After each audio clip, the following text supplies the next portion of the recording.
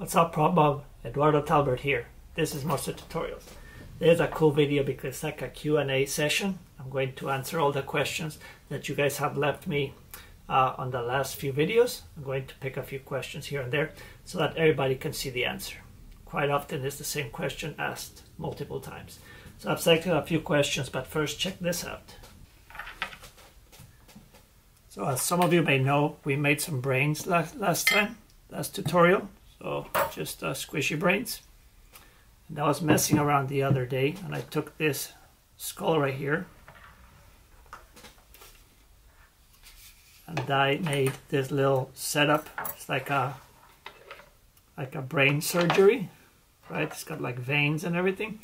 And I took a picture of it and put it on Instagram, and then I asked people if they wanted me to do a video of this, and they say absolutely. So that's what I'm working on. This is going to be the next tutorial, is how to set up this, like the skin, and then there was some blood that has dried up, and I'll show you how to do that. So that's coming up next, but let's talk about the Q&A. Let's start with the first question. So I picked this one because I get asked this all the time, and that question is, what do you do with all the props and stuff that you make? So for the most part, I keep them, which I'll show you around in a second. But I've also donated a couple of them for gifts, for like a giveaway. And also 2 of them I put as an auction when I was raising money for St. Jude. Now my website crashed and I could only auction 2 of them. It was a mask and I believe Death's Head Moth that were auctioned, and that money went to St. Jude. So those are the only ones I've gotten rid of. The rest of the stuff, if it's huge, it's in the garage. If not, I find a place around here. Check this out. Now they are all over the studio, so let's walk around and spot them. There's the burlap mask. This zombie is usually in the garage, but it's visiting now because I was taking some portraits. There's the taxidermy. Devil's mask. This part of the studio my wife set up, but it has the lamp that I made. That's the bone lamp with the x-rays. There's my volunteer from the brain surgery.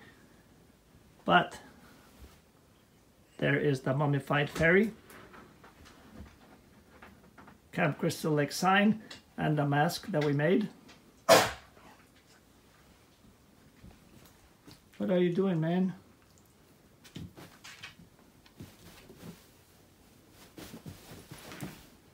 All right, good job.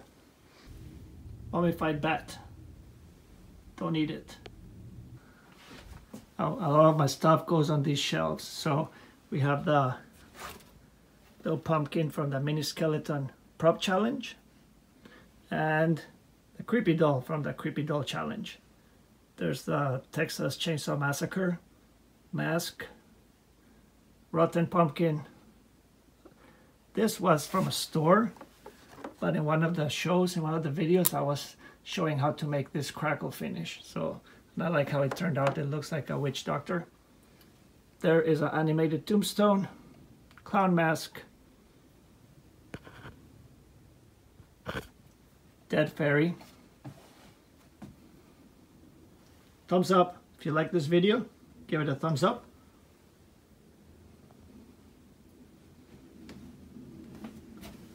Fan mail from Hollywood Hunter. Thank you. And there is a shrunken head. That's the one from 3 years ago. That's the one from this year, earlier this year, I believe, or last year. And then the jar full of eyes and some of the worms. Okay, so as you can see the props are all over the place here. And then in the garage I have the big things like the Zero tombstone that's in there. And then all the materials are there. My studio, there's not a studio tour obviously, I just showed you some of the props. But the studio is like this used to be like a formal dining room or living room for the house. So it's a clean place, so I keep everything in the garage. They're kind of like the dirty chemicals on them. I bring them out here as I need them, and then I put them back. So I have storage there as well. But I'll do a tour later. So that was a question that a lot of people asked me. let's go to the next question. As I mentioned, the last tutorial was the brain, right? And we did that by creating a mold out of plaster, and then we poured some latex in there and put some foam and pulled it out. So one of the questions that came in came from D. Scully, right? And it says, is there not something else you could make a mold from besides plaster that would work? The reason I ask is because plaster molds are heavy. Eventually they chip, they lose detail. The more you use them, that's what happens. So he's asking if there's something different. Now, if you've been following this channel, I am relatively new at this, so I reached out to the experts. And by that I mean last year I went to learn how to make latex masks at Monster Camp, and that is led by Alan Hobbs. Okay, so I learned how to make latex masks, I learned how to do the molding and all this stuff. But I didn't know the real good answer to that question. So I reached out to Alan to get his expertise, since he's my mentor and kind of like mask making role model. And Alan, as always, was cool enough to answer that question. So here he is. So D. Scully asks, is there not something else that you could make a mold from aside from plaster? And that's a great question. One of the things that they mention is that plaster is heavy. Plaster can chip. And if you drop a plaster mold, it could break. All of those are very good points. And there are other things that you can use. But first I want to mention why we use plaster. We use plaster because it will wick the moisture out of latex. So if you're making something like a latex mask, plaster is a great choice because it's going to dry from the outside where the air is hitting it.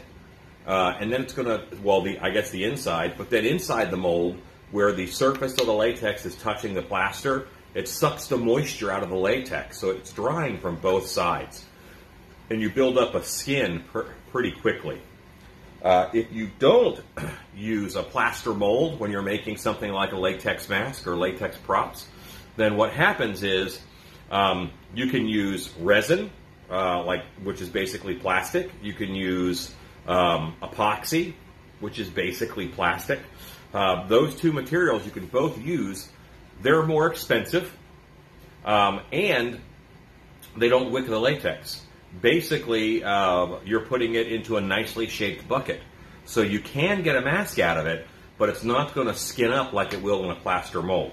So what you'll have to do is you have to paint in a layer, let that dry, paint in another layer, let that dry, and it takes a bit to build up a thickness. Because it's not going to build up a good thickness on the first go, simply because basically you're putting the wet latex back into a plastic bucket. So we use plaster because it sucks the moisture out of the latex. But you can use resin, you can use epoxy. Their shelf life is longer than latex. Plaster does lose detail over time. So most people fix that by making a master, and then they make that master mold, which is just foam inside of a latex mask. And then you can mold that over and over again and get a good plaster mold for infinity, I guess. As long as you want to keep remolding that buck. There you go. Hope that helped.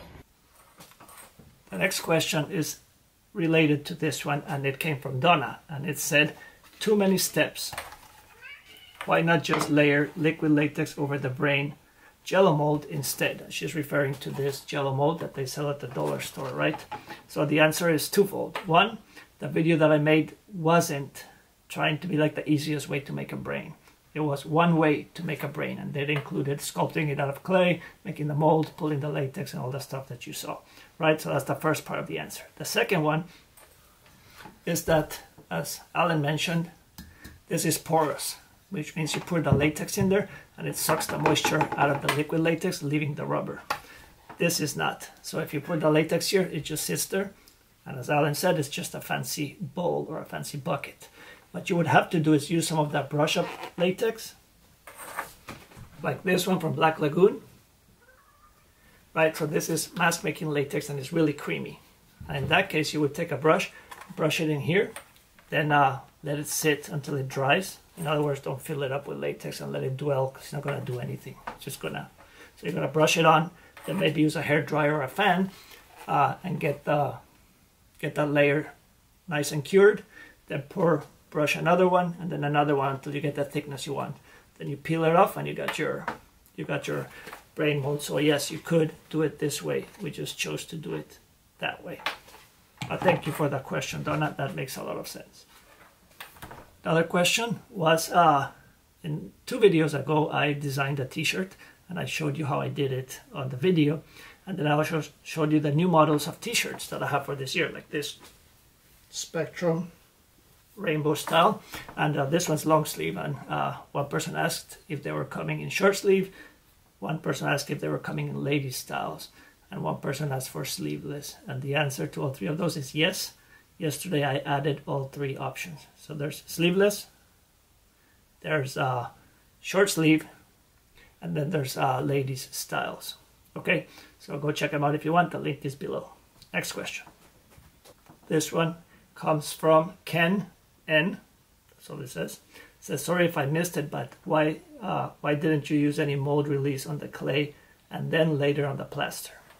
In my experience, and I learned this from Alan as well, on the clay peels right off the plaster. I never had an issue, and it doesn't contaminate the plaster. Remember that you want this to be as clean and as absorbent as possible, so that you can take that liquid latex and suck the moisture out of it and leave you a nice skin. So if this was covered in petroleum jelly or any other sort of oily stuff, it would clog all the pores that would absorb that moisture. And I haven't had any trouble with clay not coming out. It always comes out, no big deal. And if you remembered, here on the edge I had added petroleum jelly, and the water just beads up there, which means that will never absorb liquid latex, which means that you'll have to get a brush and soap and clean it all the way. So that's why I didn't use mold release on the clay.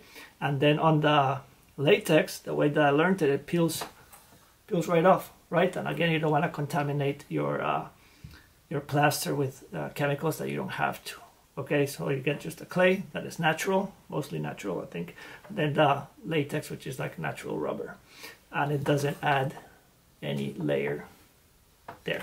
So that's why I don't use a release, and that's how I learned it. I've seen it done differently. Ed Edmonds from Distortions Unlimited takes his sculpts, pretend this is clay, and spray paints them with spray paint, just to give it a small layer between the clay and the plaster. Okay, I haven't tried that yet. I know it works because, you know, I've seen his masks and they're awesome. They work. I'll have to try it, but that's why I didn't use any release. And my last question is for you guys. So do you have any questions? If you do, let me know below so I can do another Q&A session. Also, did you like the Q&A session? If you did, give it a thumbs up so I know to keep doing these. And what I'll do is just collect general questions, mostly about tutorials, but if there's a question about me or about like what do you do with your props, I'll add it too, and we'll have another one. So that's your homework. So let me know if you have any questions and what would you like me to make next. I'm Eduardo Talbert. This is Monster Tutorials. You, me, all of us. We are the Prop Mob. Alan, thank you so much for the answer. I appreciate it. And I'll see you guys on the next one. It'll probably be the brain surgery prop. All right. See ya.